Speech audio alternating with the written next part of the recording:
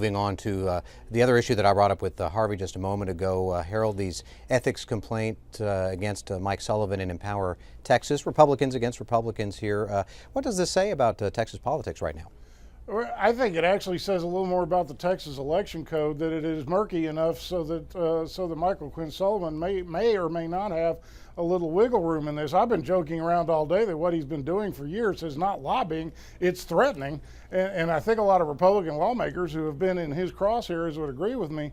I think these ethics complaints may or may not have some merit to it, but one thing is for sure is they got some legs. This is a guy who has annoyed all the right people for long enough so that they are just not going to sit there and take it anymore. They're going to fight back. And Ted, I understand like Mike Sullivan came out saying, what I was doing is not lobbying, and so this is just politics here. What do you make of what's going on right now with these two Republican representatives making these? I got a chance to read this afternoon the requirements for what an individual must do in order to register. And if you spend more than 5% of your time, or there are certain financial thresholds that you meet, then it says you have to register as a lobbyist. I mean, that's why I think I'm really surprised about this. I mean, Harold is exactly right. I mean, Michael Quinn Sullivan has kind of delighted the conservative community by being what I refer to as kind of the fly in the ointment. Like when Representative Truitt tried to pass a gas tax increase for her local communities, he fought it.